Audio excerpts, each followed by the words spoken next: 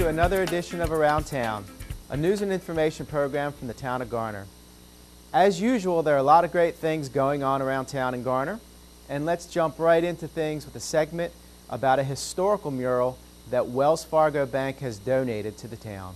Wells Fargo loves to bring back to the economy that it's in, so some Garner historians and Wells Fargo historians got together and picked out some pictures from Garner's history, and they collaborated it into one mural to put up there. They have 64 murals in North Carolina in Wells Fargo branches, and no two of them are alike.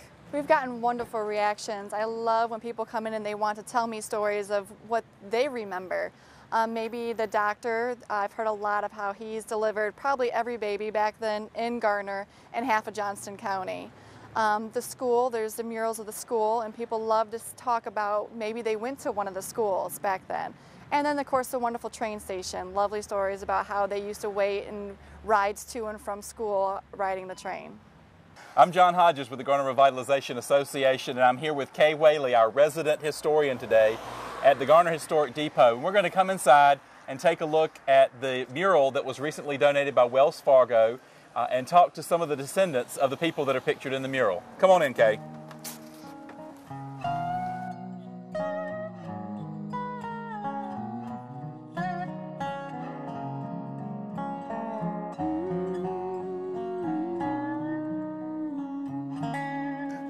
West Main Street. Of course, it wasn't 207 West Main Street then, because the only two paved roads in Garner was Highway 70, which is Garner Road now, and Highway 50 going to Benson. Everything else was dirt, all out here. But for some reason, we had cement streets, so that's the reason I learned how to skate. This is my grandfather, my great-grandfather, Dr. Buffalo. I knew him more or less as my grandfather because his son had died earlier, so I never knew my grandfather, Herman. But Papa practiced medicine in here in Garner for about 59 or 60 years until he was well up into his 80s, very nearly 90 years old. And I have fond memories of him because of the time I spent at his house while he was practicing medicine there. Well, this is my great-great-grandfather and great-great-grandmother. I didn't know them personally, but the original pictures that you have here, I have them in my home now. And I was told about them because back during that time in the 1800s, it was kind of unusual to have people of color able to teach. And I understand that he used to teach people how to read right out of our home over there. And he was also one of the founders of Wake Baptist Grove Church, which was up on Old Garner Road. There's a stone church up there now. But I only know what my grandparents told me about him. Said he was way before my time. I don't know exactly when he built that house up there, but it's the oldest standing structure, I think, still in Garner, my home place. It's not original because it almost had to be torn down, and we had to redo it, and it's did with modern stuff. Well, I was one of those babies, and my brother, and my mother, and her brother and sister as well. And I think even Dr. Haywood mentioned that he was delivered by Dr. Buffalo. But I guess when you deliver about 2,200 or so babies in Wake County, everywhere you go, if you say that you were related to Dr. Buffalo, they'd say, well, he delivered me. And it was always at home. Very rarely did he go into Raleigh, but he did practice a little bit at, I believe it was Mary Elizabeth Hospital in Raleigh. But most of the time he did his delivery services at home. And he had drivers. You can see his buggy here. He had a driver most of the time that took him where he was going, and he covered many miles on those dirt roads that Dr. Haywood discussed. When Wells Fargo decided to convert their Wachovia branches to their new brand, one of the things unique about their company is that they like to promote the communities that they do business in by showing some of the heritage of those communities. So Wells Fargo called the Garner Revitalization Association office, and they also contacted the town of Garner, town clerk Judy Bass, to find out where they could get pictures that represented the heritage of our community. And both Judy and I turned to our resident historian, Kay Whaley, for the help with getting those pictures together. So Judy and Kay and I then spent several hours going through all of her many photo albums and archives of photographs, selected a number to send to Wells Fargo. They then pared those down to images that they thought best well represented the Garner community. We're going to ask Kay if she'll tell us a little bit about some of the images that you see here in the mural today. Okay, starting with the Garner High School, it was built about 1923, and of course this picture is a very old picture. You can tell by the old cars. The school prior to Garner High School is this one, and it was located behind what is now the Lions Club building in that vicinity, and also where the Lions Field ballpark is. This is Alan Haywood and his wife Holly Roundtree Haywood, and they lived on Main Street, and he purchased some land from Eli Dupree in the 1870s and built the current house that is there now, and is still in the family, and they're doing a grand job of keeping it and restored. Then this is a picture of Dr. Buffalo, who lived on Main Street where the present day Lions Club is, and he delivered babies and everybody loved him. And then the picture up here above this schoolhouse is of an aerial shot of Garner. And this is Mr. Henry Bryan, and Hubert Bryan, excuse me.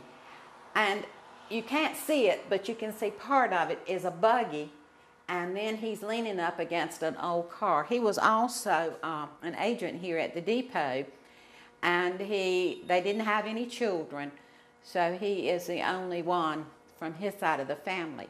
And then these are the Britt boys, and the house, the Britt house is still there. It's on 50 Highway at Nance Hill near Ken's Produce. And then this is H.D. Rand's Dry Good and Groceries, and it's on Main Street, and where ceramics and buff pottery is now located. And then this is the depot. There's 3 gentlemen there waiting at the depot for the train to come in. So they did a wonderful job of this. Next, let's look at Mayor Ronnie Williams' segment, which we call Great People in Garner. This month, he talks to Garner Magnet High School Principal Drew Cook.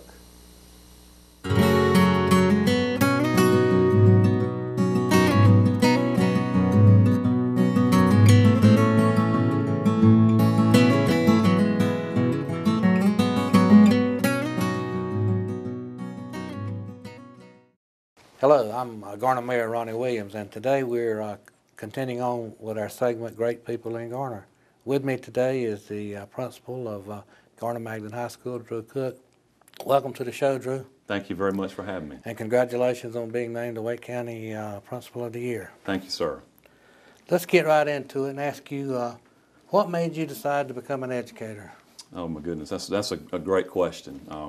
Well, my mom was a teacher. I grew up the son of a special programs teacher. She taught at Garner Elementary, and in fact is still working part-time over at Creech Road Elementary. And you know, my father was a public servant and law enforcement officer, so I think public service and education was probably in my background from a young age. And I always liked playing sports and hanging out with kids, and you know, it was really kind of something I always wanted to do. Teaching coach was pretty much what I always wanted to do, and here I am. And this is what, your 3rd year as principal? Yes, sir, my 3rd full year.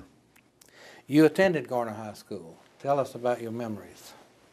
You know, I was the first class that came over with freshmen. My sophomore class came over in 1989. It was the first year we had freshmen on campus. It was kind of a big deal then to have all 4 classes together for the first time.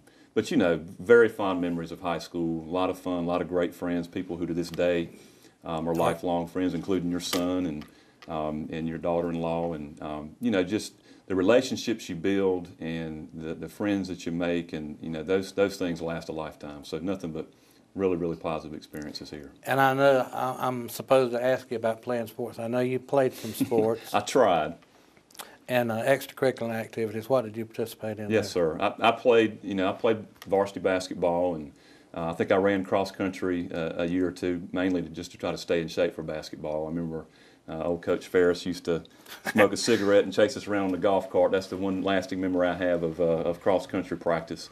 And I played tennis and did those kinds of things, and was real involved in the school, attending all the events and football games and homecoming and float building and all those kind of things, which is fun to be able to kind of see now from the other side, and watching the kids enjoy those kind of things, and trying to remind them that it's going to fly by and trying to cherish those as much as they can. But so I did my best. I mostly rebounded and set screens for Donald Williams. I wasn't allowed to shoot a whole lot. But you were on the court. I was on the court, but I was kind of the behind the scenes guy, which was fine with me.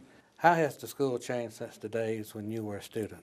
I get asked a lot, what's the high school like today versus, 20 years ago. And, there are some differences. Obviously, the number of kids we have on the campus is probably 500 or 600 more than were here when I was a student here. We've got a few more buildings, and, and I'm sure just culturally, times have changed some. And I think all of us recognize and realize that. But to be honest with you, I still feel like kids are kids. And for the most part, I see the same types of interactions and behaviors from kids today that I recollect as a student here. And so in that regard, times have changed, but to be honest with you, not that much. Drew, tell us about the magnet schools. Some time ago, Garner, a senior, was designated a magnet school. Tell us about the magnet program and the benefits from the magnet program. I think starting in 2005, we became an IB magnet school, International Baccalaureate program. We work with East Garner Magnet Middle, and now Smith Elementary is coming on board with their primary year's IB program. And long story short, obviously there's a focus on world studies and global education, but the real core of the program requires that kids focus on fine arts and technology and foreign language. And so in addition to all the core subject classes that a child would get any other high school in North Carolina, those are focal points. And I think the good thing is that that's allowed our arts program to flourish. And a lot of people have heard about our athletics program and great football and basketball teams. And I think when folks come out and watch a musical or the chorus concerts and those kinds of things, they realize that Garner High School has a lot to offer. We've got kids with talents across the board, and I think the IB program has allowed us to kind of expose that a little bit more. If you could mention one thing that you're the most proud of about Garner High today, what would it be? I absolutely love our student body. And, I tell them all the time that they're the best student body in North Carolina. I don't think they really believe me. I'm sure they think I'm biased, which I am. And you should be. I should be. But I absolutely, in my heart of hearts, believe that. I watch the kids interact every day in the hallway. And, of course, the public gets to hear and see a lot of times either the real good things or the real bad things, that make the news. But the reality is that, the vast majority of our experiences are very positive. And I couldn't be prouder of the kids that we have. And likewise, I believe we've got the best faculty that anybody could ever ask for. And it's a pleasure to kind of see, kids now of people I went to school with coming through, and kind of seeing the generations come through the school. Faculty who have had their own children come through the school or in the school now. And I think that's the community and the family atmosphere of the school, I think, is what we're most proud of. I see you out and about around town. I see you at football games. I've never seen you act frustrated or upset about it. How do you maintain your cool? Well, when this door closes, sometimes I don't maintain my cool. You air it out. I do, and I think one thing my dad always preached to me from a leadership standpoint is never let them see you sweat, and even when you're stressed and concerned and worried, complain and yell and vent and do whatever you have to do behind closed doors. When you open up the door and you walk out in public, it needs to be an even keel. And, we talk about that a lot just from our leadership team. Really, no matter how crazy things get, and we're the 9th largest high school in North Carolina, big school, lots of things going on, always something to do, always something happening, usually good, but always work. I think that you know, we always try to carry ourselves in a way that, you know, no matter what's going on, we don't try to get too high and don't let ourselves get too low either. And I think that's important. My best definition of leader is a person who can take a group of people to a place they can't get to by themselves. Do you have a definition for leader, and do you consider yourself to meet the definition? I hope so. You know, what is your definition? I consider a leader somebody who has a vision and who has a clear idea about where he or she wants to go and what's best for the people that are following them. And I think one of the most important pieces of that is you have to be willing and or able to do every single thing that you're asking your school or your business or whomever it is that you're leading to do. And so there's not a job that I ask people to do that I wouldn't do myself or haven't done myself. And you know, what we talk about all the time is there's nobody that's going to have higher expectations for themselves than I do for myself. And you know, so I really feel like no matter whatever expectations we have, you know, my expectations for myself are going to be just as high. And I think that's critical from a role model and leadership standpoint.